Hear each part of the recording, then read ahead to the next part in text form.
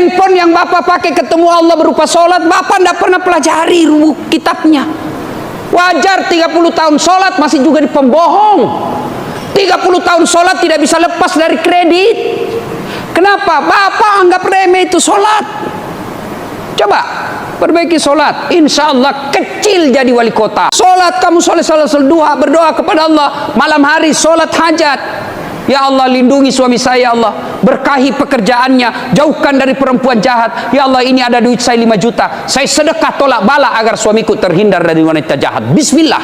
Karena supaya doa cepat diijabah itu salah satu syaratnya sedekah. Berdoa kepada Allah melalui salat hajat, tapi berdoanya jangan di status.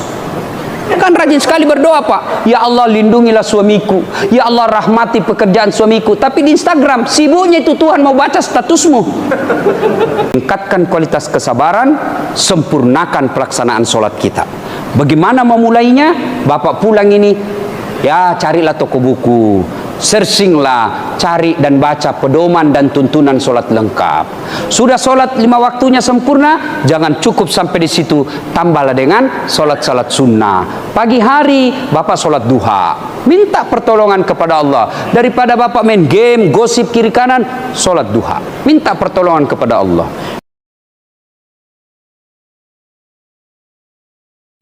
Ibu bapak, saudara-saudara sekalian, baik yang hadir di gedung ini maupun yang menyaksikan secara virtual, teristimewa yang saya hormati Bapak Gubernur beserta Wakil Gubernur Provinsi Jawa Tengah, Bapak Kajati Jawa Tengah beserta seluruh jajarannya yang insya Allah dimuliakan dan dirahmati oleh Allah Subhanahu wa Ta'ala.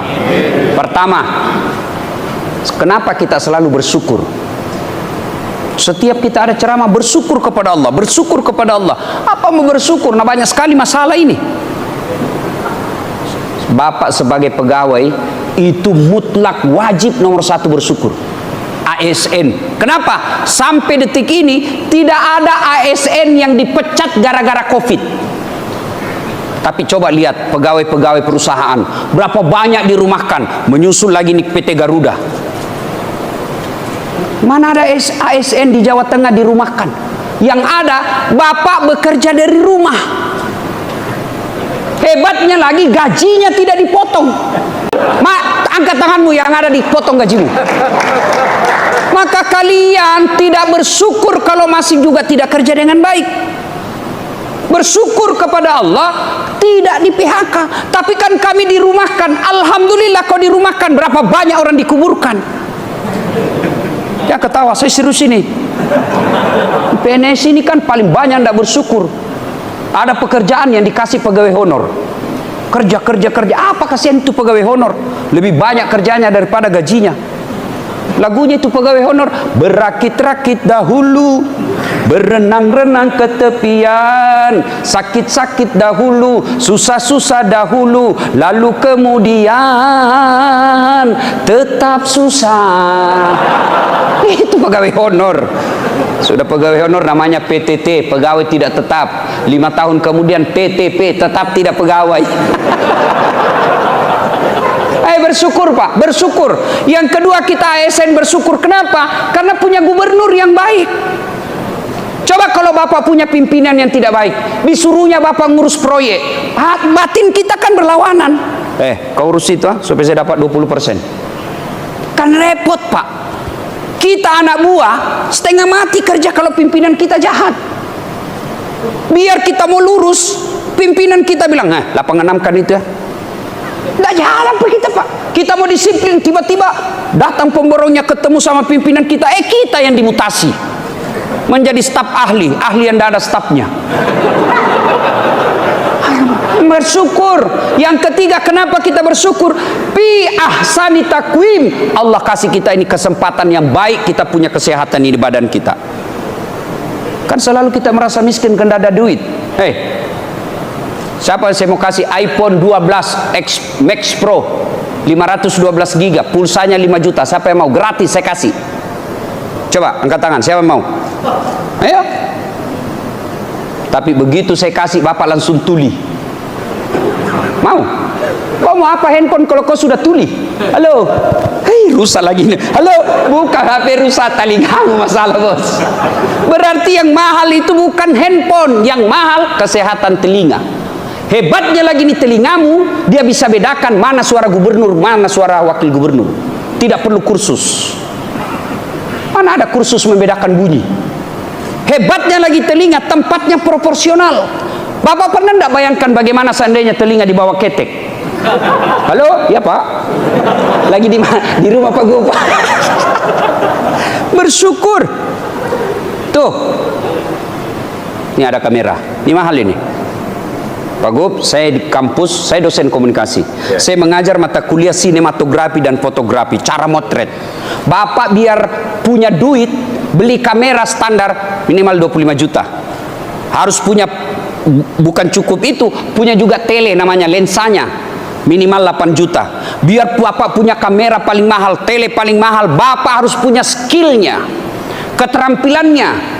Jangan sampai foto ya setengah badan betul, tapi perut ke bawah. Itu setengah badan juga itu Pak. Bapak punya duit, perlu kamera, punya skillnya juga, keterampilannya.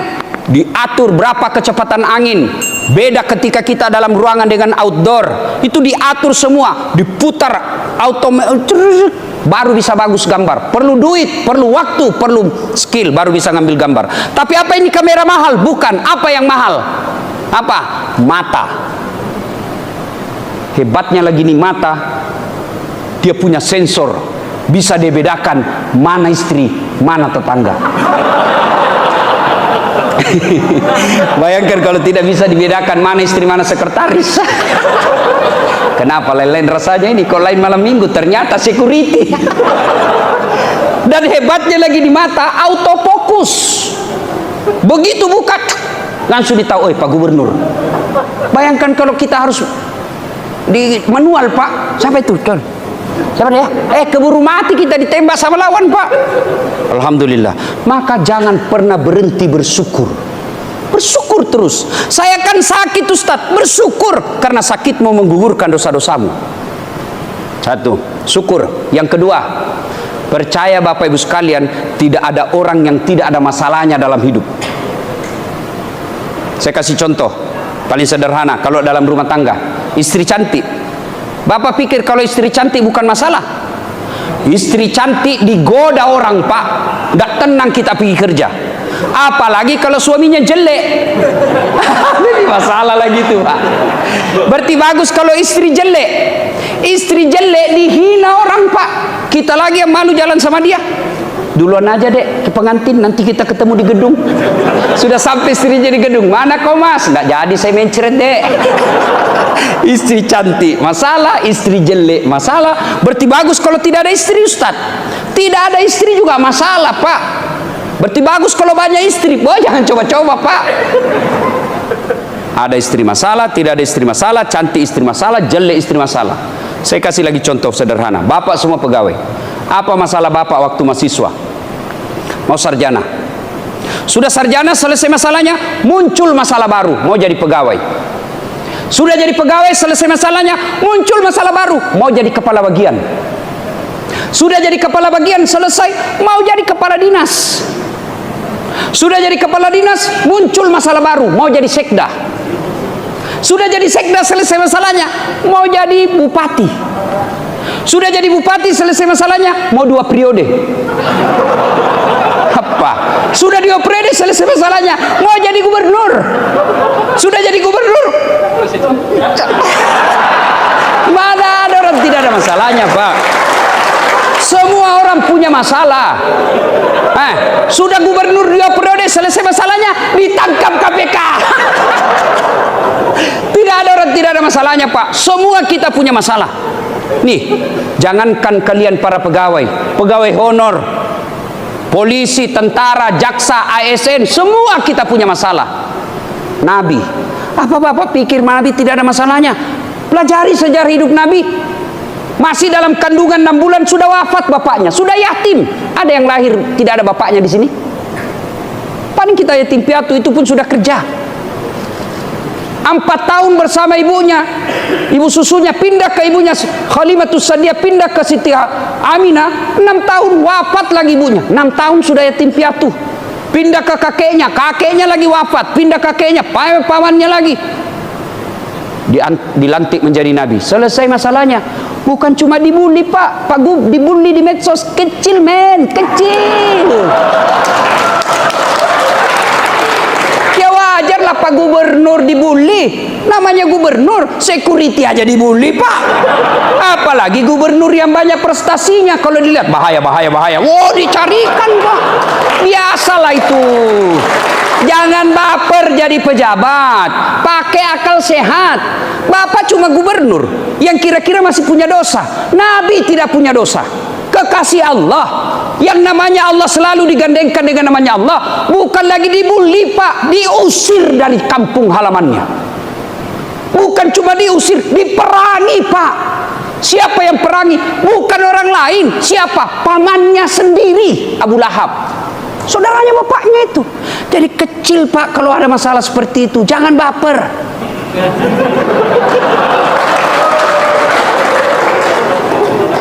Ayo, mana ada manusia tidak ada masalahnya? Semua kita punya masalah. Ustadz, Bapak pikir ini Dasat Latif tidak ada masalahnya Pak? Banyak masalah, menandi casing bos. Apa masalah paling bahaya sekarang Pak Gubernur? Banyak janda curhat sama saya Pak. Aduh, Pak Ustadz, saya ditinggal mati suami saya Pak Ustadz. Sabar Ibu, jangankan suami Ibu, Nabi aja juga wafat Ibu. Sabar Bu, lama curhat. Lalu dia bilang, Ustadz, saya butuh imam dalam hidupku Pak Ustadz. Saya bilang, mohon maaf Ibu, saya bukan imam, saya khatib. Semua kita punya masalah. Ayo, mana ada tidak ada masalahnya Pak? Semua kita punya masalah. Ini muka-muka penuh masalah saja semua ini Pak. Semua orang Pak. Berarti kalau begitu bukan masalah kita. Pasti ada masalah. Masalah kita adalah bagaimana cara mengatasi masalah. Itu yang jadi masalah. Oh, kenal juga Pegadaian di sini Pak. Saya kalau mau lebaran itu kan Pegadaian maju. Istri saya banyak betul proposalnya Pak. Ganti gorden, ganti kursi, ganti tempat tidur, ganti kulkas. Saya bilang, iyo sekalian saya ganti kamu. Ibu bapak saudara-saudara sekalian, berarti kalau begitu bukan masalah yang jadi masalah, tapi bagaimana terapi menghadapi masalah. Pak Ganjar mau jadi presiden, wajarlah, saya juga mau. Bapak ngajak saya sebagai wapres, siap setia Pak. Ayo Pak, ada yang mau jadi gubernur, ada yang mau jadi gubernur, siap Pak. Semua orang mau punya obsesi dan cita-cita, tetapi bagaimana cara kesananya? Jangan menghalalkan segala cara, jangan fitnah kiri kanan, jangan serempet kiri kanan. Demi Allah, Allah sudah tentukan siapa presiden 2024. Allah sudah tahu. Yang Allah nilai apa kau lakukan. Kalau sudah jadi presiden tapi menghalalkan segala cara, presidenmu bukan diri Allah, tapi kau akan menjadi penghuni api neraka. Presiden paling lama 5 tahun, 10 tahun lah kalau untung, tapi tanggung jawabnya sampai ke akhirat. Gubernur paling lama 10 tahun, biar berprestasi bagaimanapun, keluar Pak dari kantor ini. Ayo, pasti dilewati. Alhamdulillah, Allah tidak mengatakan, Dasat, kalau kau mau jadi gubernur, kau profesor dulu. Tidak. Pak Ganjar mau jadi menteri, jadi profesor dulu. Tidak. Saudaraku ASN mau jadi bupati, kau harus kaya dulu. Tidak. Allah tidak sampaikan itu. Allah cuma minta 2. Ista'inu bis-sabri was-shalah. Sabar, perbaiki sholatmu. Nih kita dalam wabah nih, Jawa Tengah, yang biasanya selama ini bagi saya terkenal kudus dengan sotonya, sekarang terkenal dengan COVID-nya. Musibah bos, musibah. Nggak usah lagi kait-kaitkan dengan momen politik. Inilah rakyat Indonesia paling susah diurus Pak, paling susah diurus. Awal COVID tahun lalu digelontorkan dana 700 triliun. Orang bilang mana vaksin, mana vaksin. teriak semua orang, mana vaksin, mana vaksin. Sudah ada vaksin, teriak lagi netizen, ini tidak asli, ini palsu. Sudah dibuktikan BP POM palsu asli, dia bilang lagi halal dong. Mana ini pasti haram. Dibuktikan sama MUI halal, dia bilang Jokowi dulu disuntik dong. Sudah disuntik Jokowi, dia bilang tidak masuk jarumnya. Bingung saya lihat ini bangsa Indonesia, Pak. Sudah dibuktikan masuk jarumnya, dia bilang itu vitamin C. Stres, Pak, jadi pejabat. Maka dibutuhkan apa? Sabar. Biar profesor doktor, biar dia punya gelar apa saja, bahkan ketua majelis ulama sekalipun dalam profesi keagamaan, tapi kalau dia tidak sabar, demi Allah tidak akan sukses menghadapi masalah. Sabar. Saya tidak senang sabar. Saya tidak senang dimutasi, sabar. Itulah yang terbaik. Mana ada orang senang kini penyakit wabah, Pak? Tidak ada enaknya nih COVID. Namanya aja yang keren, COVID-19. Keren betul namanya, tapi menakutkan. Mana ada yang senang? Tapi Allah takdirkan kau hidup seluruh dunia, kau masuk ini di COVID. Maka Allah cuma minta, yuk sabar deh. Sabar apa? Sabar kamu jaga jarak. Yang selama ini kita tidak punya jarak, kita berkumpul senangnya kalau di warkop, Pak, peluk-pelukan, cipika-cipiki. Allah kasih kau pelajaran bagaimana susahnya hidup kalau kau harus jaga jarak. Maka lepas COVID nanti ini jangan lagi ada yang meremehkan orang lain, karena jaga jarak sesungguhnya filosofinya kau harus menjaga jarakmu, jangan kerugikan orang. Yang kedua, yuk sabar deh pakai masker. Saya senang dengan masker ini, Pak. Alhamdulillah dengan masker yang saya selalu pakai, Pak, tidak kelihatan hidungku yang pesek. Dan kalau saya sambil nunggu acara, Pak, kan tidak enak kalau saya menguap. Ustaz ngantuk. Ini dengan masker, Pak, biar saya buka suara-suara. Orang tidak tahu saya menguap. Terlindungi, Pak. Berarti kalau Bapak mau ngambil pesan dari Allah, yuk jadi pejabat, lindungi deh rakyatmu. Jangan dana COVID malah kau ambil, darah kau hisap itu, darah saudaramu kau makan itu. Saya heran lihat, Pak, dana COVID disalahgunakan. Kalau dana jembatan, Pak, ya wajar lah, mungkin Bapak salah kalkulator. Ada kontraktor di sini? Ada? Pernah dengar ceritanya kontraktor di akhirat? Kontraktor, Pak, di akhirat SMS-an penghuni surga sama penghuni neraka. Dia bilang penghuni surga, Mas bro, bagaimana kabarmu di situ? Tidak ada enaknya, di blender terus. Tidak pernah ngaso kita di sini. Kata penghuni neraka, kamu di surga gimana? Nyaman betul di sini, Mas. Nyaman. Baru dibayangkan sudah ada di depan kita 1 laki-laki 7 bidadari, bos. 7. Boleh enggak kami jalan-jalan ke situ? Kata penghuni neraka, boleh aja, sini. Gimana caranya? Penghuni neraka bilang begini, kan penghuni neraka, Pak, rata-rata kreatif. Kamu bikin jembatan dari neraka, kami juga bikin jembatan dari surga. Kita ketemu di tengah. Setuju? Setuju. Lelang proyek. Keluar pemenang tender. Waktu pekerjaan 3 hari. Hari pertama jembatan dari neraka selesai 50%. Hari kedua tuntas 70%. Hari ketiga cepat selesai, efisien dan efektif. Selesai jembatan dari neraka. Jembatan dari surga belum dimulai. Lihat-lihat, jembatan belum mulai. Teriaklah ini dari neraka, Mas bro, kenapa belum mulai jembatan? Kami sudah sampai sesuai perjanjian. Apa kata dari penghuni surga? Bagaimana mau dimulai? Pemborong, kontraktor, pengawas, panitia ada semua di situ.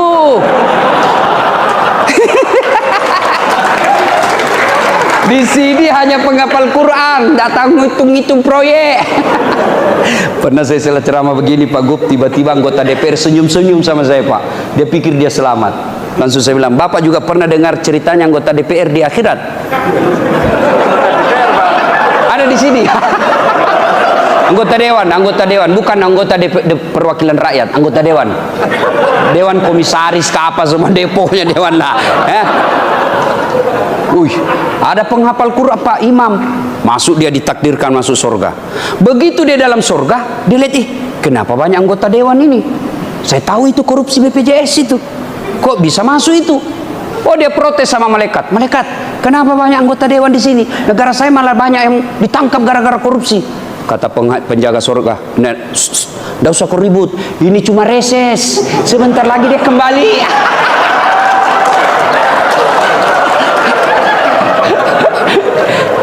Jangan marah bos, ini rem-rem sedikit ya.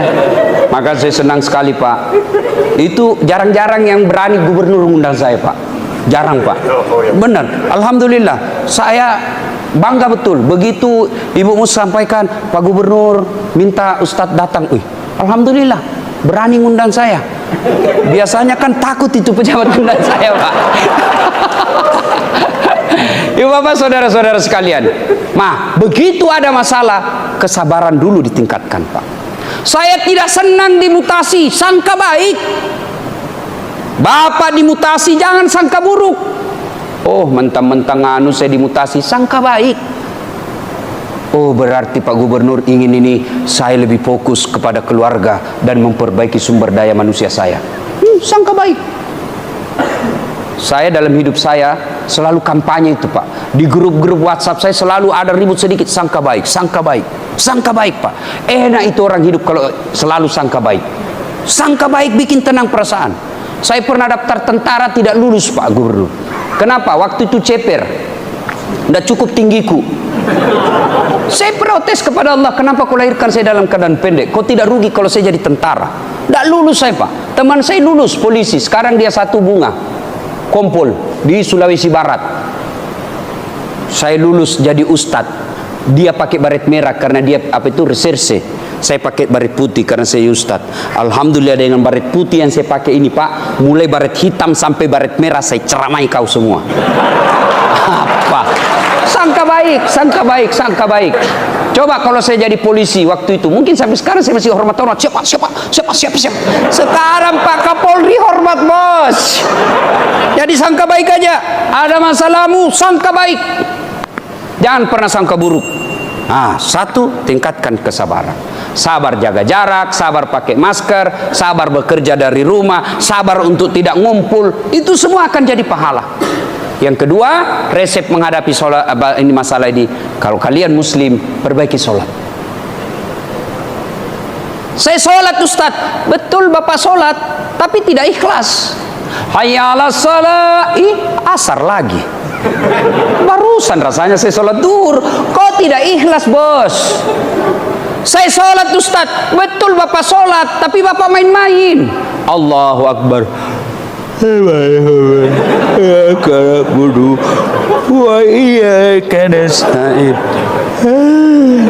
Maliki.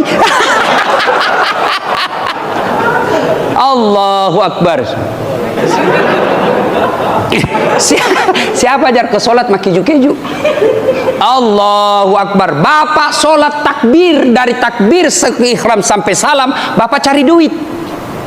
Allahu Akbar. Tadi 200.000, beli bensin 100.000, beli kuota 50.000. Mana ini 50 ya? Masih dicarinya di kantornya Pak. Allahu Akbar. Pak. Begitu assalamualaikum, oh di bawah sadel. Selama Bapak sholat kan cari duit. Apalagi kalau Bapak simpan handphone, lupa pasang password, ada istri di samping. Oh, pasti Bapak ndak husu lagi Pak.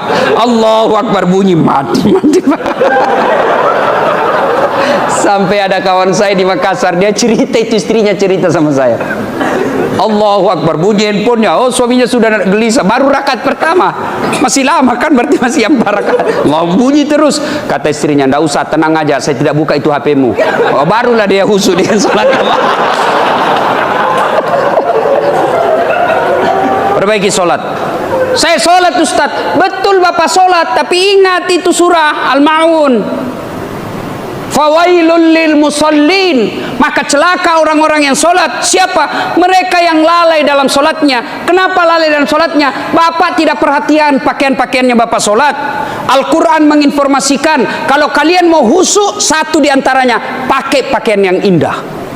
Biasanya kalau Bapak mau ketemu Pak Ganjar, Pak Gubernur, pakai parfum, kalau perlu pinjam parfum teman. Pakai baju baru. Giliran mau ketemu Allah, baju seadanya dia pakai.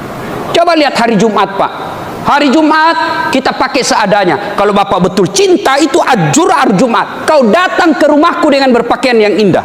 Tapi kita sholat Jumat kadang-kala apa? Itu juga kita pakai main futsal, itu juga kita pakai upacara, itu juga kita pakai tidur, itu juga kita pergi rahasia di pasar, kita pakai lagi sholat Jumat. Kan repot Ustadz bawa baju ke kantor. Bapak bilang repot bawa baju, bawa sepeda bapak ndak repot. Jangan ketawa, saya serius ini. Saya heran, bawa baju gamis ketika mau sholat dia berat sebagai PNS, tapi mau pergi sepeda ke Jakarta dikejar-kejar sama wartawan. Tidak ada jawaban. Udahlah, ayo perbaiki sholat Pak. Saya sudah sholat Ustadz, tapi kenapa hidupku penuh masalah? Berarti bapak sholatnya belum seperti yang apa Allah dan Rasulnya mau. Coba kita buktikan sekarang. Berapa rukun sholat? Angkat tangan yang tahu. Saya kasih hadiah. Ayo, siapa yang tahu? Berapa jumlah rukun sholat? Jangan bapak, karena bapak sudah ustad. Ayo, yang ASN, yang ASN. Ayo, yang ada lambang-lambang di sini. Ayo, berapa? Saya kasih hadiah. Rukun sholat ada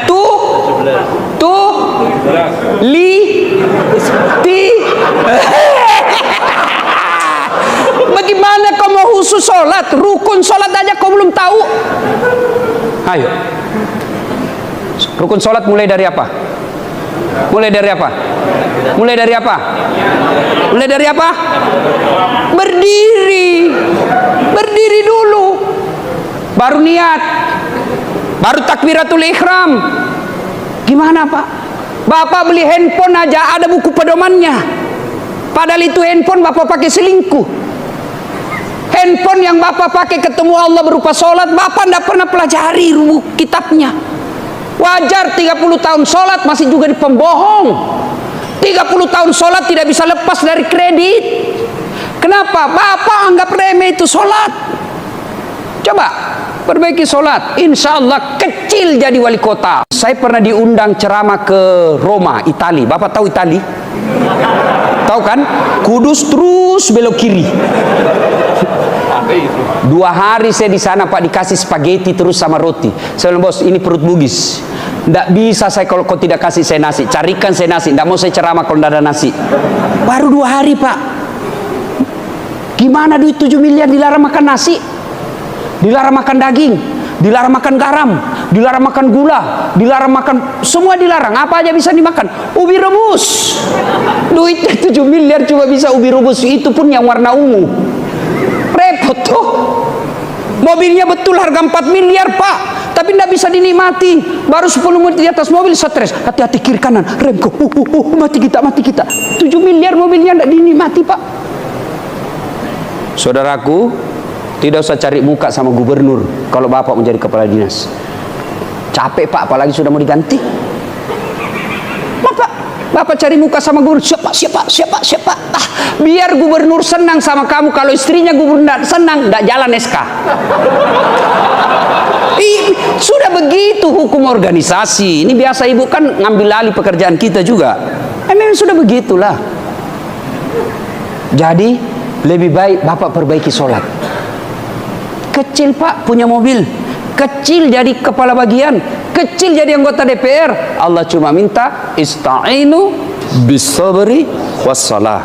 Ibu bapak saudara-saudara sekalian, waktu yang terbatas. Insya Allah lain waktu dan kesempatan kita lanjutkan. 2 aja titipan saya. Masa pandemi ini tingkatkan kualitas kesabaran, sempurnakan pelaksanaan sholat kita. Bagaimana memulainya? Bapak pulang ini, ya carilah toko buku, searchinglah, cari dan baca pedoman dan tuntunan sholat lengkap. Sudah sholat 5 waktunya sempurna, jangan cukup sampai di situ, tambahlah dengan sholat-sholat sunnah. Pagi hari Bapak sholat duha, minta pertolongan kepada Allah. Daripada Bapak main game, gosip kiri kanan, sholat duha, minta pertolongan kepada Allah. Ibu-ibu yang ada di rumah, suaminya lagi macam-macam pikirannya, jangan kau galau. Kecil buat Allah menyempurnakan kembali cinta suamimu kepadamu. Berdoa kepada Allah melalui salat hajat, Tapi berdoanya jangan di status. Kan rajin sekali berdoa, Pak. Ya Allah, lindungilah suamiku. Ya Allah, rahmati pekerjaan suamiku. Tapi di Instagram sibuknya itu Tuhan mau baca statusmu. Di mana? Sholat, kamu sholat duha, berdoa kepada Allah. Malam hari sholat hajat. Ya Allah, lindungi suami saya, ya Allah. Berkahi pekerjaannya, jauhkan dari perempuan jahat. Ya Allah, ini ada duit saya 5 juta. Saya sedekah tolak bala agar suamiku terhindar dari wanita jahat. Bismillah. Karena supaya doa cepat diijabah itu salah satu syaratnya sedekah. Bapak berdoa, ya Allah mudah-mudahan saya bisa jadi eselon. Ya Allah mudah-mudahan saya kepala dinas. Sedekah, tidak usah cari muka sama manusia. Ya Pak, siapa. Itu masa dulu, orde baru Pak. Gimana? Cari muka kepada Allah, sholat duha. Ya Allah, lindungi suami saya. Semakin banyak pekerjaannya, semakin jauh dari cintanya kepadaku, ya Allah. Buat dia pusing kepalanya kalau dia tidak lihat saya 2 jam. Ini Allah, ini ada duit 5 juta, tolak bala. Yang jadi masalah kalau suaminya juga berdoa. Bangun juga suaminya, ya Allah capek sudah saya lihat istri saya, ya Allah. Marah aja kerja, ya Allah. Ada duit, tidak ada duit, marah aja kerjanya, ya Allah. Ya Allah, ini ada duit saya 5 juta, ya Allah. Saya tolak bala. Mudah-mudahan istriku ikhlas kawin lagi, ya.